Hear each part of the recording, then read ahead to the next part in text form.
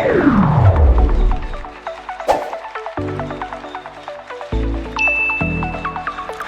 anak-anak, selamat pagi.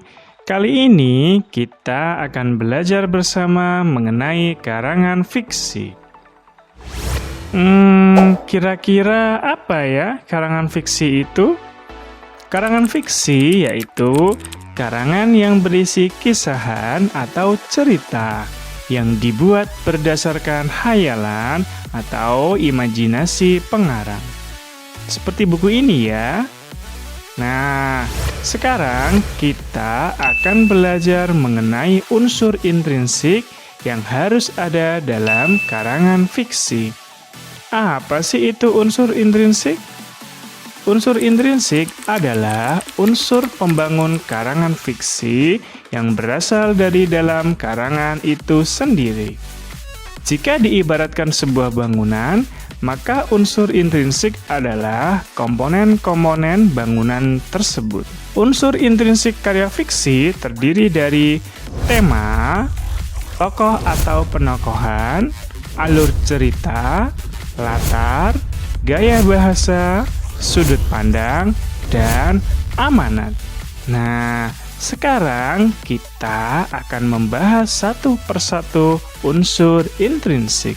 Yang pertama yaitu tema. Dalam sebuah karangan fiksi, tema merupakan ruh atau nyawa dari setiap karya fiksi.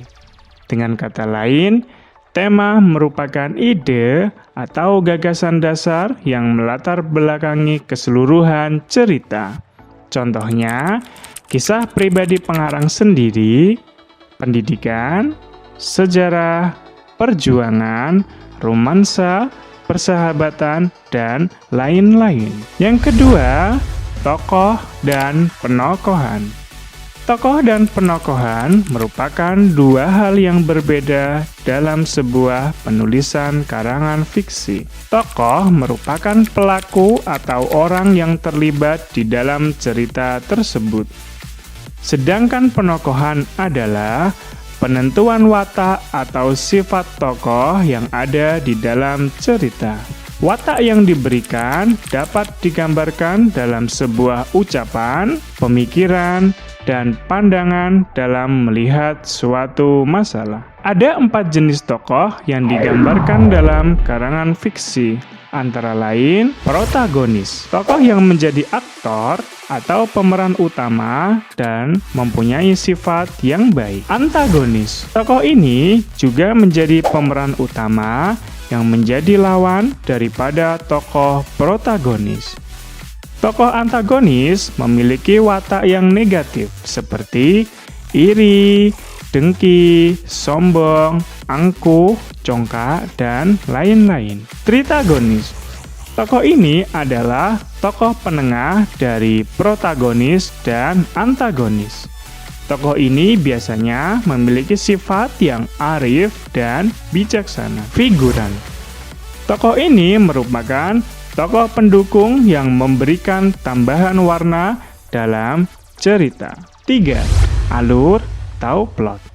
Urutan jalan cerita dalam cerpen yang disampaikan oleh penulis. Dalam menyampaikan cerita, ada tahapan-tahapan alur yang disampaikan oleh sang penulis. Di antaranya, tahap perkenalan, tahap kemunculan konflik, tahap konflik memuncak atau klimaks, tahap konflik menurun atau anti klimaks, dan yang terakhir, tahap penyelesaian. Tahap-tahap alur tersebut harus ada di dalam sebuah cerita.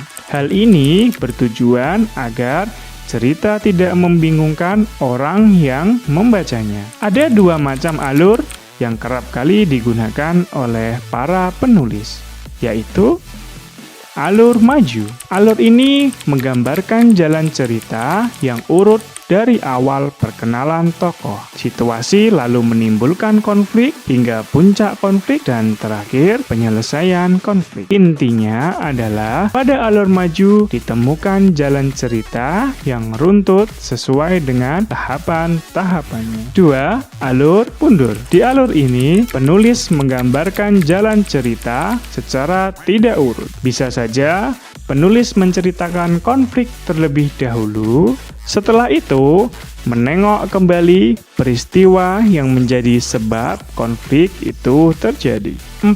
Setting atau latar. Setting atau latar mengacu pada waktu, suasana, dan tempat terjadinya cerita tersebut. Ada 3 jenis latar dalam sebuah karya fiksi, yakni latar tempat. Misalnya, di dalam bangunan tua, di sebuah gedung, di lautan, di hutan, di sekolah, di sebuah pesawat, dan lain sebagainya. Waktu, misalnya, pagi hari, siang hari, sore hari, malam hari, di zaman dahulu, di masa depan, dan lain sebagainya. Suasana, misalnya saat galau, gembira, lelah, dan lain sebagainya. 5. Sudut pandang.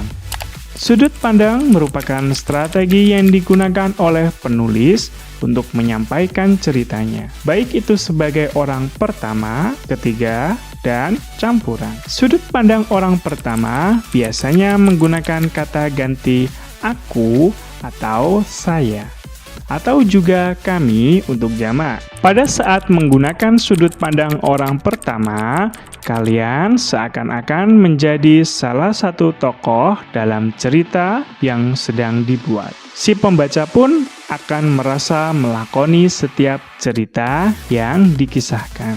Sedangkan pada teknik sudut pandang orang atau pihak ketiga, kata rujukan yang digunakan ialah dia, ia, atau nama tokoh, dan juga mereka untuk jamak. Nah, untuk sudut pandang campuran, si penulis dapat menghubungkan antara sudut pandang orang pertama dan orang ketiga. Ada kalanya si penulis masuk ke cerita, namun bukan sebagai tokoh utama, dan ada kalanya ia berada di luar cerita, menjadi orang yang serba tahu.